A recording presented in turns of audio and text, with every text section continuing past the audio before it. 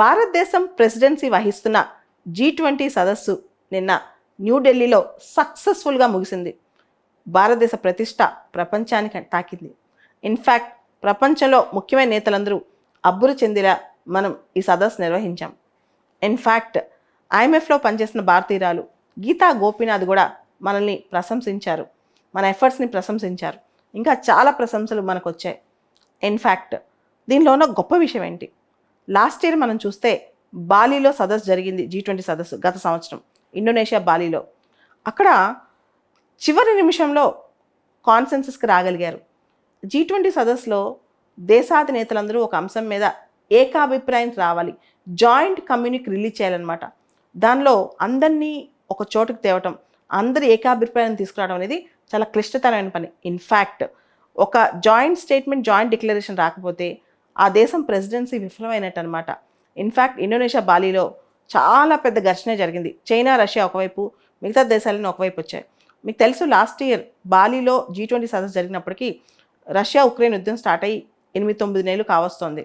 చాలా కఠినమైన భాషలో రష్యాని ఖండించారు 2 పారాగ్రాఫ్స్లో లాస్ట్ ఇయర్ బాలీ డిక్లరేషన్లో.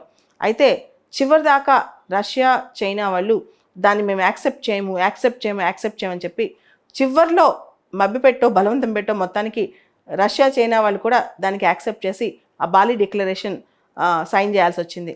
ఇన్ఫ్యాక్ట్ చెప్పాలి అంటే చావు తప్పి కన్ను లొట్టబోయింది ఇండోనేషియాకి లాస్ట్ ఇయర్. అటువంటి పరిస్థితుల్లో ఈ సంవత్సరం అందరూ వెయిట్ చేశారు, how India is going to actually take this forward.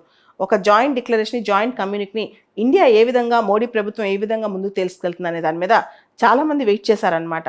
అయితే G20 షెర్పాస్ మీటింగ్లోనే, అంటే G20 ఫైనల్ మీటింగ్ కాకముందు షెర్పాస్ మీటింగ్లోనే చైనా, రష్యా ప్రతినిధులు లాస్ట్ ఇయర్ మమ్మల్ని చాలా ఇబ్బంది పెట్టి చేపించారు, ఈ year same paragraph, same language ఉంటే మేము ఒప్పుకోమని చెప్పి ఇండియా ఆ 2 పారాగ్రాఫ్ స్థానంలో, ఆ 2 పారాగ్రాఫ్ స్థానంలో ఈ సంవత్సరం కమ్యూనిక్లో 7 కొత్త పారాగ్రాఫ్స్ యాడ్ చేసి 7 పారాగ్రాఫ్స్ కొంత లాంగ్వేజ్ని డైల్యూట్ చేసి, దాంతోపాటు చైనా, రష్యాని కూడా కొంత కన్విన్స్ చేసి, ఇన్ఫ్యాక్ట్ ఏం చెప్పిందంటే ప్రతి ఒక్కళ్ళు పక్క వాళ్ళ టెరిటోరియల్ ఇంటిగ్రిటీని కాపాడాలి, వాళ్ళ సోవరిటీని రెస్పెక్ట్ చేయాలి, ఏదైనా సమస్య ఉంటే డైలాగ్తో డిస్కస్ చేయాలి, చర్చలతో పరిష్కరించుకోవాలి, దాంతోపాటు ఐక్యరాజ్యసమితి విలువల్ని కాపాడాలి. ఇట్లా కొత్త కొత్త పదజాలం వాడుతూ అద్భుతంగా బ్యాలెన్స్ చేస్తూ ఆ 7 పారాగ్రాఫ్స్ని చేసిందనమాట. దాంతో అన్ని దేశాల యొక్క ఏకాభిప్రాయం ప్రస్తుత గవర్నమెంట్ సాధించగలిగింది. దీన్నే ఈ సక్సెస్కి ప్రధానమైన కారణం G20 సక్సెస్ అని అంటున్నారు. ఇన్ఫ్యాక్ట్ శశి థరూర్ కూడా దీన్ని ఇంత బాగా ఇండియా డిప్లొమాటిక్గా డీల్ చేయడం అనేది it shows India's diplomatic acumenship, మనకున్న దౌత్య పటిమ గురించి ఆయన చెప్పడం జరిగింది. సో ఇండియా అందరినీ కన్విన్స్ చేయగలిగింది, జాయింట్ కమ్యూనిక్ రిలీజ్ చేయించగలిగింది, న్యూఢిల్లీ డిక్లరేషన్ ఈ దిశగా మనకు బయటకు వచ్చింది. ఇదే ఒక సక్సెస్ఫుల్ అంశం అని మనం చెప్పొచ్చు. మొదటగా ఇక్కడ మనం చెప్పుకోవాల్సింది యుక్రెయిన్ యుద్ధం గురించి వచ్చిన ప్రస్తావన. ఆ ప్రస్తావనలో ప్రతి ఒక్కళ్ళ టెరిటోరియల్ ఇంటిగ్రిటీ మనం కాపాడాలి, ఇంకోళ్ళ టెరిటరీ మీద దాడి చేయకూడదు. దీన్ని చైనా, రష్యాతో ఒప్పించడం ఈ స్టేట్మెంట్ని. అంతేకాదు న్యూక్లియర్ వెపన్స్ వాడకూడదు, న్యూక్లియర్ వెపన్స్ వాడతామని థ్రెటన్ చేయకూడదు. ఇవన్నీ కూడా కోర్ పాయింట్స్ అనమాట ఈ జాయింట్ డిక్లరేషన్, న్యూఢిల్లీ డిక్లరేషన్లో వచ్చిన పాయింట్స్. ఇది చాలా అద్భుతమైన పాయింట్స్ అని చెప్పొచ్చు. దాంతోపాటు బ్లాక్ సీ గ్రెయిన్ ఇనిషియేటివ్ ఉంది కదా, ఈ ఇనిషియేటివ్ గురించి డిస్కస్ చేస్తూ ఏమన్నారంటే రష్యా, ఉక్రెయిన్ యుద్ధం వల్ల సప్లై చైన్స్, ఫుడ్ కానీ, ఎనర్జీ కానీ, ఫర్టిలైజర్స్ కానీ, ఇలాంటి సప్లై చైన్స్ అన్ని డిస్టర్బ్ అయిపోయాయి. కాబట్టి ఈ సప్లై చైన్స్ని హ్యూమానిటేరియన్ గ్రౌండ్స్లో కొంత రిస్టోర్ చేయడం కూడా దీనిలో ఒక భాగమే అని చెప్పారనమాట. ఈ న్యూఢిల్లీ డిక్లరేషన్లో టెర్రరిజం మీద ప్రత్యేకమైన ప్రస్తావన తీసుకొచ్చారు. Terrorism in any form is completely detested. ఏ విధమైన తీవ్రవాదాన్ని, ఉగ్రవాదాన్ని మనం సపోర్ట్ చేయకూడదు, అన్ని దేశాలు ఖండించాలి. దాంతోపాటు దాని మోటివేషన్ ఏదైనా సరే, ఆ టెర్రరిజం సంబంధించిన ఏ విధమైన మోటివేషన్ ఉన్నా సరే దాన్ని కంప్లీట్గా ఖండించాలి. తర్వాత డిజిటల్ పబ్లిక్ ఇన్ఫ్రాస్ట్రక్చర్, దీని మీద కూడా బాగా ఫోకస్ పెట్టారనమాట. మనం చూడండి, యూనిఫైడ్ పేమెంట్ ఇంటర్ఫేస్, ఇట్లా జామ్ మనం చూసాం, జన్ధర్, ఆధార్, ఇవన్నీ కూడా మొబైల్ ట్రినిటీ ఇలాంటివి. సో మనం ఎక్కువ బ్యాంక్ అకౌంట్లు ఓపెన్ చేయటం, డిజిటల్ పేమెంట్స్ని ప్రమోట్ చేయటం, డిజిటల్ ట్రాన్సాక్షన్ ప్రమోట్ చేయటం, ఇవన్నీ కూడా డిజిటల్ పబ్లిక్ ఇన్ఫ్రాస్ట్రక్చర్లో భాగమే. సో వన్ ఫ్యూచర్ అలయన్స్ అని చెప్పి డెవలపింగ్ కంట్రీస్, అన్ని అభివృద్ధి చెందిన దేశాలు కూడా దీనిలో భాగంగా ఉండాలని కోరుకుంటున్నారనమాట. ఈ digital public infrastructure one future alliance.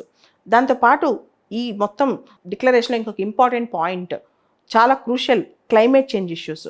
Climate change ఇష్యూస్లో బాగా ఎంఫసైజ్ చేసిన అంశం ఏంటంటే CBDR principle, differentiated responsibility principle. Developed countries developing కంట్రీస్కి కాస్త సపోర్ట్ చేయాలి, టెక్నాలజీ కానీ మనీ కానీ ఫండింగ్ కానీ. డెవలప్డ్ కంట్రీస్ యొక్క రెస్పాన్సిబిలిటీ ఎన్విరాన్మెంటల్ పట్ల ఎక్కువగా ఉండాలి. ఇవన్నీ కూడా చర్చలోకి తీసుకొచ్చేది అనమాట ఈ సమ్మిట్ దిశగా. ఇకపోతే ఈ న్యూఢిల్లీ డిక్లరేషన్లో మల్టీలేటరల్ డెవలప్మెంట్ బ్యాంక్స్ యొక్క యాంబిట్ పెరగాలని చెప్పారు. మల్టీలేటరల్ డెవలప్మెంట్ బ్యాంక్స్ యొక్క యాంబిట్ అంటే వరల్డ్ బ్యాంక్ కానీ ఐఎంఎఫ్ కానీ వీళ్ళందరూ కూడా డెవలపింగ్ కంట్రీస్ వాటి మీద ఎక్కువ దృష్టి పెట్టాలి, క్లైమేట్ ఫండింగ్ ఇలాంటి వాటి మీద కూడా ఎక్కువ వాటి స్కోప్ పెంచుకోవాలి, ఫండింగ్ స్కోప్ అని చెప్పారనమాట. ఎస్డిజీస్ యాక్సిలరేట్ చేయాలి, సస్టైనబుల్ డెవలప్మెంట్ గోల్స్. మీకు తెలుసు 17 సస్టైనబుల్ డెవలప్మెంట్ గోల్స్ ఉన్నాయి. ఈ 17 సస్టైనబుల్ డెవలప్మెంట్ గోల్స్ యుఎన్డిపి ఆధ్వర్యంలో ఉన్నాయి. దీనిలో జీరో పావర్టీ, నో హంగర్ ఇట్లాంటివన్నీ కూడా ఉన్నాయన్నమాట.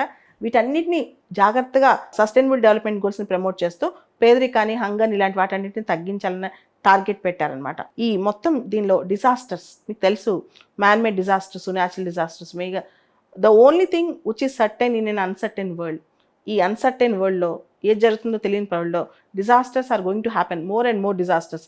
వాటిని ఎలా ట్యాకిల్ చేయాలనే అంశం మీద కూడా మనం దృష్టి పెట్టాలి.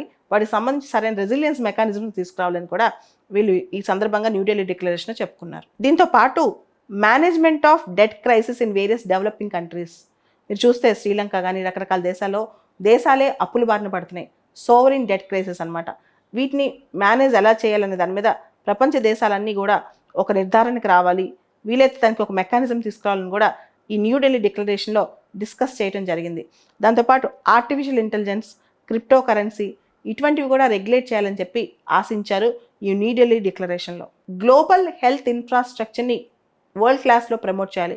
అన్ని దేశాల్లో, ఈవెన్ అభివృద్ధి చెందుతున్న దేశాల్లో కూడా గ్లోబల్ హెల్త్ ఇన్ఫ్రాస్ట్రక్చర్ని ప్రమోట్ చేయాలి. తర్వాత గ్లోబల్గా ఫ్రీ ట్రేడ్ని ఇంకొంచెం యాక్సిలరేట్ చేయాలి, ప్రమోట్ చేయాలి. అంతకు మించి ఇంకొక అద్భుతమైన అంశం ఏంటంటే సస్టైనబుల్ ట్యాక్సేషన్. సస్టైనబుల్ ట్యాక్సేషన్ అంటే మీరు చూసుంటారు, పెద్ద పెద్ద దేశాల మల్టీనేషనల్ కంపెనీస్ ఎక్కడైతే ట్యాక్స్ సేవెన్స్ ఉన్నాయో అక్కడ రిజిస్టర్ చేసుకుని డెవలపింగ్ కంట్రీస్లో బిజినెస్ ఎక్కువ చేసి ఆ ప్రాఫిట్స్ని ట్యాక్సేషన్ రూపంలో డెవలపింగ్ కంట్రీస్లో కట్టట్లేదు. ఆ ప్రాఫిట్స్ అన్నీ కూడా తక్కువ ట్యాక్సేషన్ ఉన్న దేశాల్లో చూపించుకుని తక్కువ ట్యాక్స్లు కడుతున్నాయి. అంటే బెప్స్ అంటాం, బేస్ ఎరోజన్ ప్రాఫిట్ షిఫ్టింగ్. వీటన్నిటినీ మనం దృష్టిలో పెట్టుకుని proper international and sustainable taxation ప్రాక్టీసెస్ని తీసుకురావాలని కూడా న్యూఢిల్లీ డిక్లరేషన్లో ప్రస్తావించారు. క్లైమేట్ చేంజ్ ప్రభావం మహిళల మీద ఎక్కువ పడకుండా, దాంతోపాటు ఆర్థిక వ్యవస్థలో మహిళల్ని భాగస్వామ్యం చేస్తూ వాళ్ళని డెసిషన్ మేకర్స్గా మార్చే ప్రయత్నం కూడా చేయాలని చెప్పి న్యూఢిల్లీ డిక్లరేషన్లో అనుకున్నారు. అంటే జెండర్ గ్యాప్స్ని ఫిల్ చేయటం, క్లైమేట్ చేంజ్ అనేది వాతావరణ మార్పు మహిళలపైన ఎక్కువగా ప్రభావితం చూపుతుంది. మీ అందరు గమనించారు, ఎక్కడ ఏ కష్టం జరిగినా అది మహిళలపైన ఎక్కువ ప్రభావితం చూపిస్తుంది అనమాట. దాంతోపాటు ఆర్థిక వ్యవస్థలో మహిళ భాగస్వామ్యం పెంచడం, దెన్ డెసిషన్ మేకింగ్లో అన్నిట్లో పబ్లిక్ లైఫ్లో కూడా డెసిషన్ మేకింగ్లో మహిళల యొక్క పాత్ర పెంచడం, ఇది కూడా న్యూఢిల్లీ డిక్లరేషన్లో ప్రస్తావించారు. మొత్తానికి G20 సమ్మిట్లో ఆఫ్రికన్ యూనియన్ని G20లో పర్మనెంట్ మెంబర్గా చేర్చుకోవటం, క్లైమేట్ చేంజ్ అంశాల మీద పక్కాగా ఒక డ్రాఫ్ట్ని తయారు చేయించడం, అంటే G20 కమ్యూనిటీలో దీన్ని పొందుపరచడం. అంతకు మించి మనం గమనిస్తే కనుక ఉక్రెయిన్ యుద్ధానికి సంబంధించి రష్యా, చైనాతో కూడా ఈ డ్రాఫ్ట్ని న్యూఢిల్లీ డిక్లరేషన్ ఏదైతే ఉందో దాన్ని ఒప్పించడం, ఇవన్నీ కూడా న్యూఢిల్లీ యొక్క డిప్లొమాటిక్ ట్రయంప్ అని చెప్పొచ్చు. మనం డిప్లొమాటిక్గా మన ఇమేజ్ని చాలా పెంచుకున్నామని చెప్పొచ్చు. ఇది ఒక మైల్ స్టోన్ అని కూడా చెప్పొచ్చు. ఈ G20 సదస్సు it's a great feather in the cap of India. భారత కిరీటంలో ఒక మకుటం అని కూడా చెప్పొచ్చు మనం ఈ రోజున.